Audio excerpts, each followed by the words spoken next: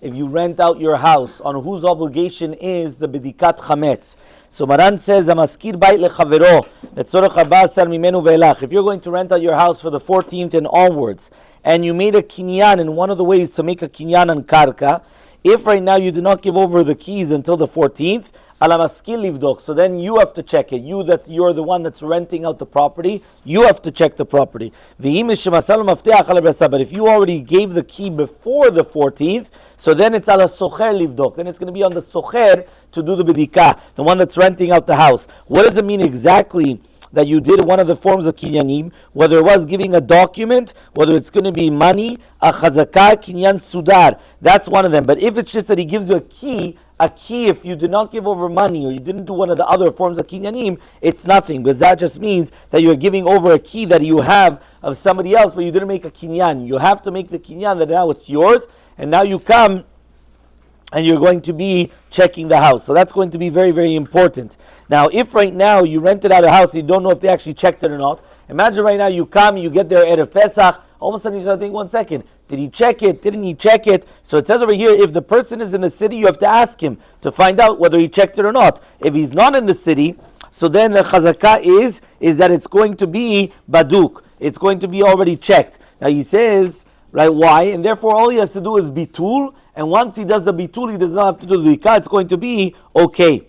Okay, if you're going to come and you're going to rent out a house, and it's chazkat baduk, which means that you have a chazakah that the guy checked it already, and all of a sudden you found that the guy really didn't check it properly. So therefore you have to check it. You're the socher, the renter. You have to check it, and it's not considered a mekach ta'ut. And even if it's going to be that usually that they come and they start checking with a wage, right? You're doing a mitzvah, so therefore you would check it that same day, that there shouldn't be any problem. Now, when we go to the next simanim, we're talking about what happens now if you put the 10 pieces of bread and you only found 9, or you put 9 and you found 10. So what's halacha? So Siman Taf Mem says in Siv Gimel, Hiniach tisha kikarot chametz umatzah asara. Imagine you only put 9 pieces of bread. The minhag is to put 10, as we already brought down. But let's say you put 9 and then you found the 10.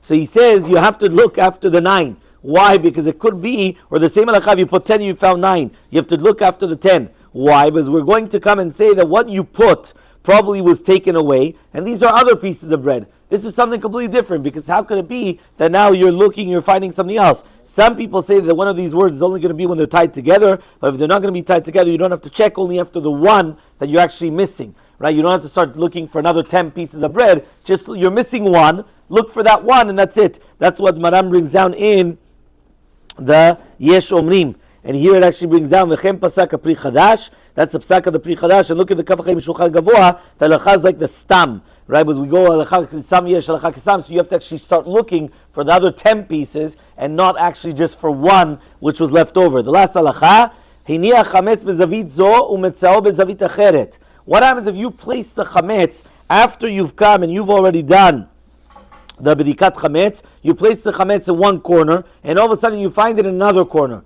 And you're saying, what's going on over here? I put the chametz here, and now I find it somewhere else. Tzarich lachzor v'livdok. You have to come and you have to do another bedikah. Why do you have to do another bedikah? Because we're going to come on the entire house. Because we're going to think that maybe it was a mouse or whatever, or something that happened, that it took it from one place to another place, and we don't know what's going on. However, though, if the house was completely locked with the key, you don't have to do the bedikah, because we're going to say that he did put it there, and he just completely forgot about what happened.